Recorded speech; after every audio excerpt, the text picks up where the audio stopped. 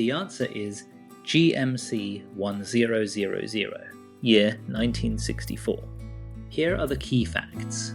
Shared its basic cab and bed with the Chevrolet C10, but wore GMC-specific grille, trim, and badges. The 1000 badge identified GMC's light-duty pickup class in the mid-1960s. Many examples could be ordered with GMC's own torquey V6 engines, not just Chevrolet-style setups. Its crisp, squared body lines fit GM's unmistakable 1960s pickup design language. Beneath familiar C10-like sheet metal, a 1964 GMC 100 could hide one of GMC's unusual big V6 truck engines. The GMC 1000 shared much of its body with the Chevrolet C10, but wore distinct GMC trim and badging.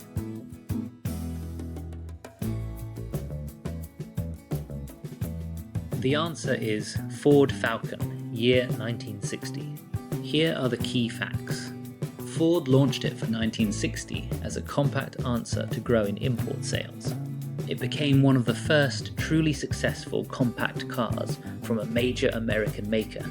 Early Falcons emphasized simple styling, lightweight, and practical family use.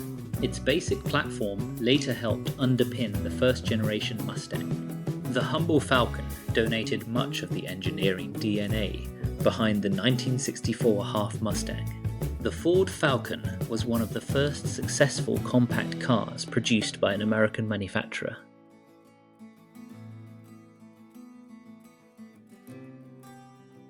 The answer is AMC Gremlin X, year 1972. Here are the key facts. Launched in 1970, it helped start America's subcompact race. Its chopped tail came from a shortened AMC Hornet platform. The X package added stripes, trim, and a sportier showroom image. Early Gremlins could be ordered with 6-cylinder power, rare for a subcompact. AMC created the Gremlin by shortening the Hornet, which gave it its instantly recognizable stubby rear.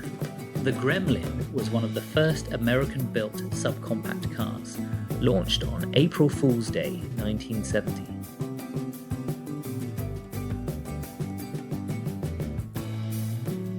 The answer is Cadillac Eldorado, year 1970. Here are the key facts. Front-wheel drive was rare among big American luxury coupes.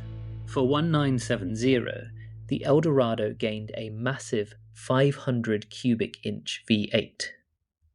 Sharp creased fenders and a long hood gave it a dramatic stance. It stood near the top of the personal luxury boom in America. A huge 500 feet sending power to the front wheels was an unusually bold luxury car formula. The Eldorado was one of the few American luxury coupes of its era with front-wheel drive.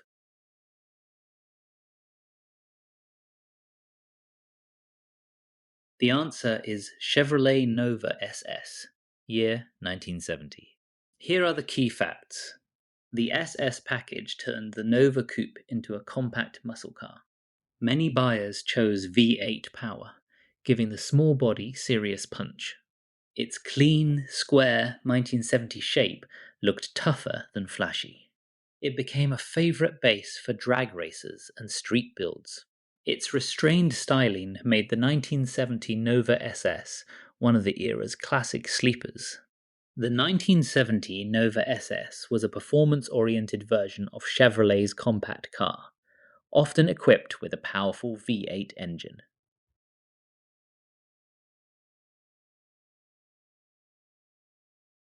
The answer is Pontiac Firebird Trans Am, year 1969. Here are the key facts. 1 year only debut model, fewer than 700 built. Every 1969 example wore cameo white with blue racing stripes. Fiberglass hood, fender extractors, and rear spoiler gave it a race-bred look. The name came from the SCCA Trans Am series, and Pontiac paid to use it. Pontiac reportedly paid the SCCA a fee for every car that wore the Trans Am name. The 1969 Trans Am was a rare one-year only debut model with fewer than 700 built.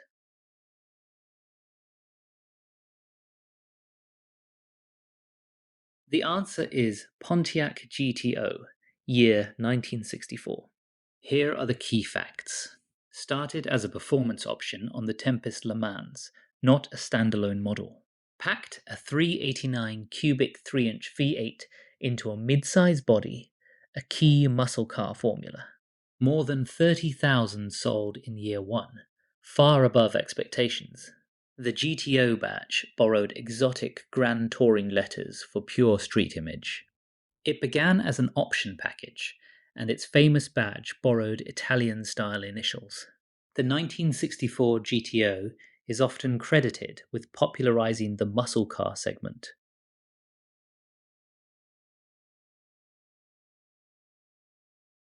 The answer is Ford Thunderbird, year 1975. Here are the key facts. Part of the 1972 to 76 generation, it was among the biggest Thunderbirds ever.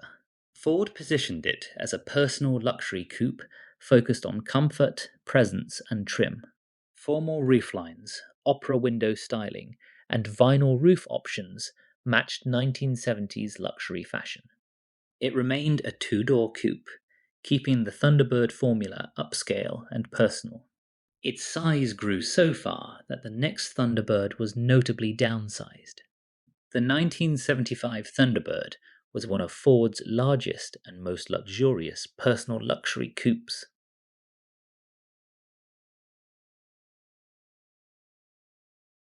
The answer is Dodge Challenger RT, year 1970. Here are the key facts. 1970 was the Challenger's debut year on Chrysler's new E-body platform. RT stood for Road Track, the performance-focused Challenger trim. Buyers could order big block power, including the famed 426 Hemi. Its long hood and wide stance gave Dodge a fresh muscle car look. It arrived late to the pony car fight, just as the classic muscle era was nearing its peak. The 1970 Challenger RT was Dodge's new E-body muscle car and could be ordered with the mighty 426 Hemi.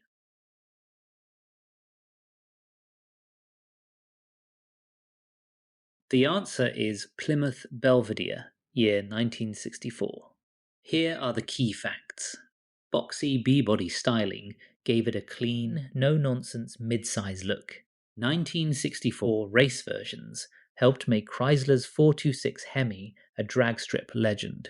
Superstock racers favored the lighter two-door sedan body.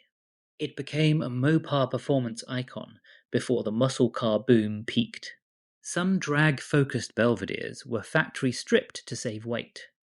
The 1964 Plymouth Belvedere was one of the first stock-bodied race cars to popularize Chrysler's legendary 426 Hemi.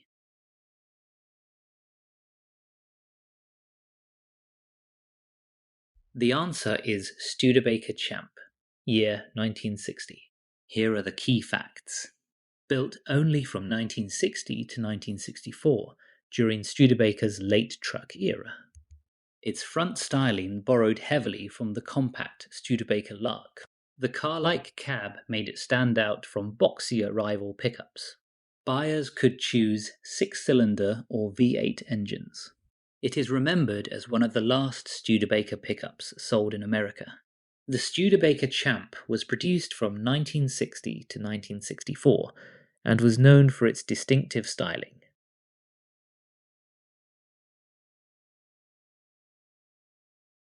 The answer is AMC Spirit AMX, year 1979.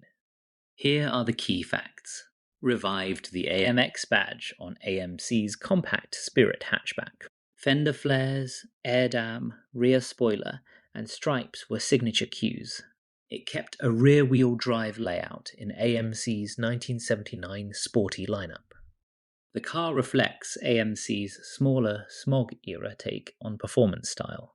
Despite the AMX name, it was a practical compact hatchback rather than a classic muscle coupe.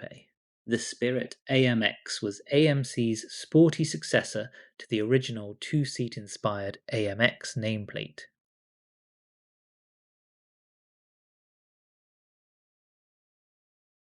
The answer is Pontiac Firebird Trans Am, year 1970.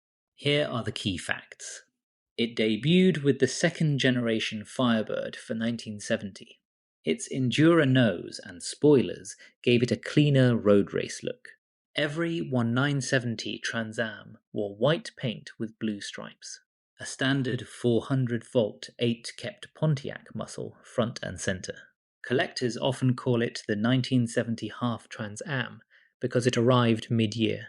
The 1970 Trans Am was the first year for the second generation Firebird, featuring a distinctive Endura bumper and a more aerodynamic design.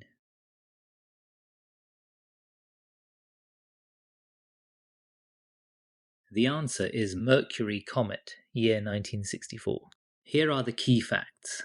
Originally developed as a Falcon-based companion compact for Mercury dealers, the 1964 restyle gave the Comet a squarer, more formal family car look. Body choices ranged from simple sedans to wagons and sporty hardtops. Mid-1960s Comets also built a tougher image through performance and endurance publicity. The Comet name was first intended for an Edsel before Edsel collapsed. The Mercury Comet was originally marketed as a companion car to the Ford Falcon.